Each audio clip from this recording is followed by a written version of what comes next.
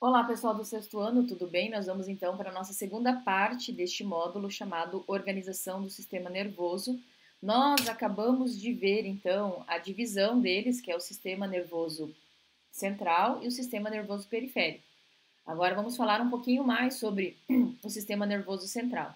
Então, se você ficar aqui, como aparece essa imagem, ficar em pé, parado, né, com os olhos, desculpa aqui, ó. Se você ficar em pé, parado, com os pés descalços, bem juntos, os braços abertos, né, e de olhos fechados.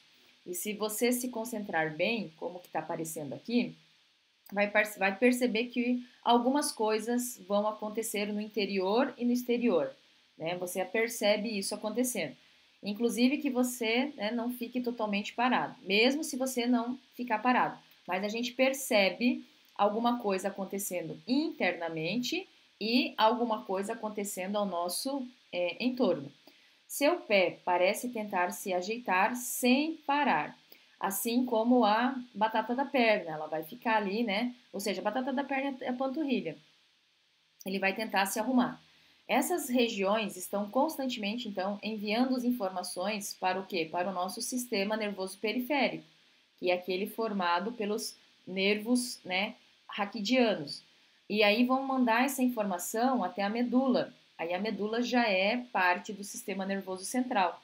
E desta vão mandar para onde? Para o encéfalo, que também faz parte do sistema nervoso central.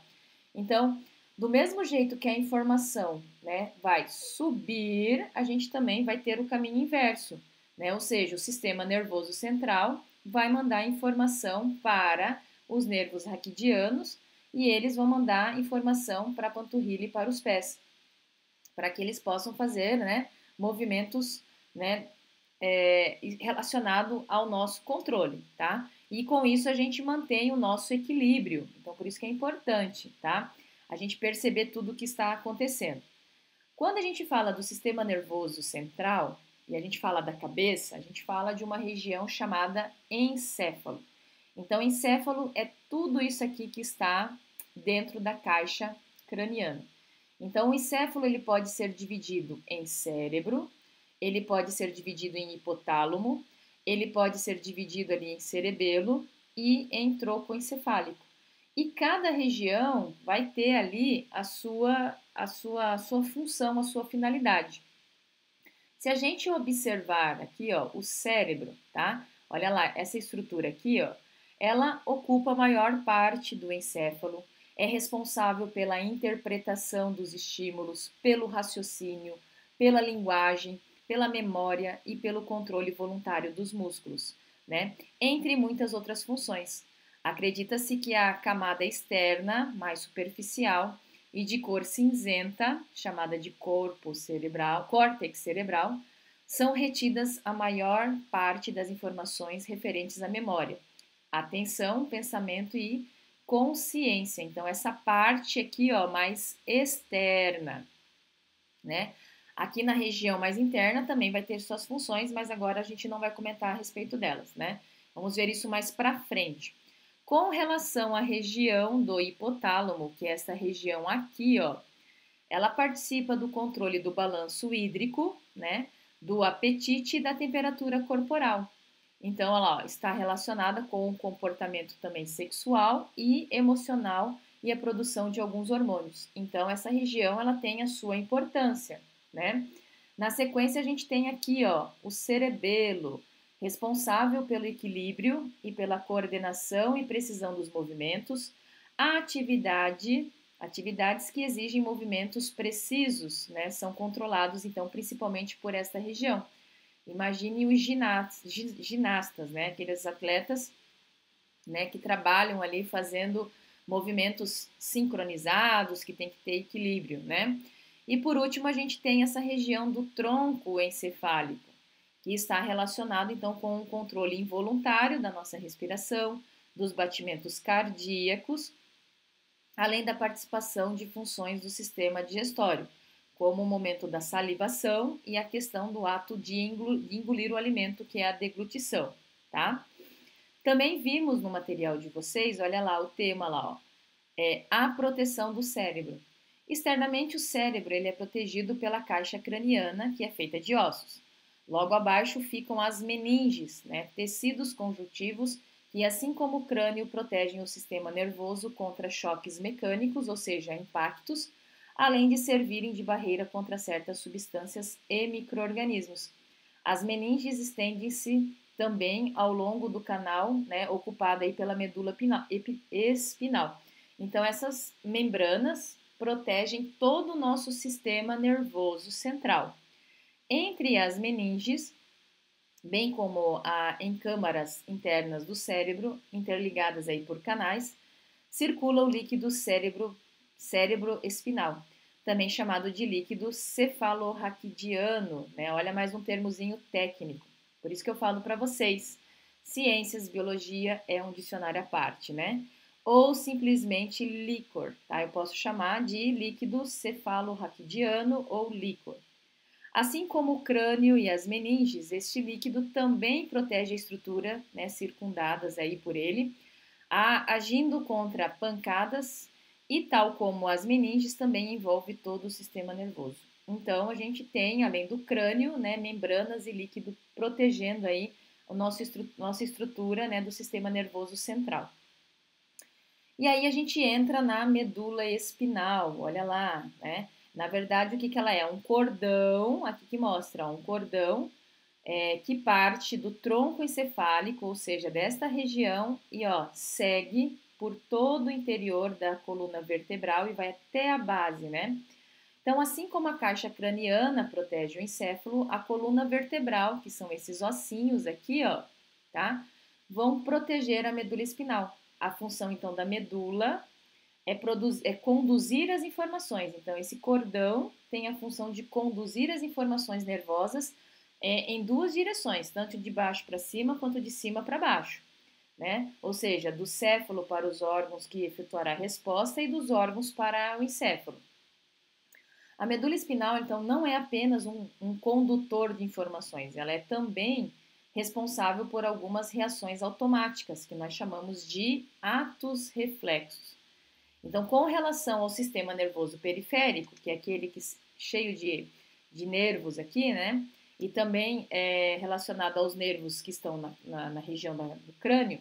Então, com relação ao sistema nervoso periférico, para captar os estímulos e encaminhar as respostas aos órgãos adequados, o sistema nervoso conta com uma rede de nervos, né? Então, os 31 pares raquidianos e os 12 pares cranianos, certo?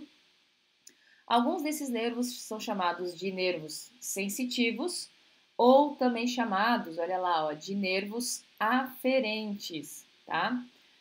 Isso é importante a gente saber. Eles conduzem, né, eles levam a informação, então esses nervos sensitivos e aferentes, eles levam informação do interior do corpo ou de regiões periféricas ao sistema nervoso. Outros nervos são chamados de nervos motores, ou também chamados de eferentes. Eles conduzem a resposta do sistema nervoso central para os músculos ou para as glândulas. Só que ainda a gente tem esse aqui, ó, os nervos mistos, né, que conduzem tanto respostas sensitivas, ou seja, em direção ao sistema nervoso, quanto motoras, que é em direção aos órgãos, né? Os nervos, então, mistos têm esta função. Agora, quando a gente fala dos nervos raquidianos, que são esses que estão aqui próximo da coluna, né? Os nervos raquidianos são todos mistos, então eles têm essa função, né, de subir e descer, tá? Enquanto que os cranianos, aqueles que aparecem apenas na região do crânio, podem ser ou sensitivos, ou motores, ou mistos, tá? Então eles podem ser um dos três. Já os do raquidianos são só mistos, então isso é importante aí. Olha lá, 12 pares nervos cranianos, 31 pares nervos raquidianos. Lembrando que a medula espinal, que aqui eu coloquei errado, coloquei 2L, depois eu arrumo, é um cordão, né, que conduz informação e reações automáticas, que é o que a gente chama de atos reflexos, que a gente vai ver mais para frente também. Fiquem tranquilos. E por fim, a gente falou aqui, ó, sobre as lesões que podem acometer jogadores de futebol. Uma dessas lesões é o que a gente chama de encefalopatia traumática crônica, né? ETC. É uma doença degenerativa do cérebro que pode ocorrer depois de pancadas repetitivas ou repetidas na cabeça. Caso, né, que procure, né, caso que preocupa médicos, essas situações assim, ó, de duas pessoas tentando acertar a bola e acabam dando uma cabeçada uma na outra.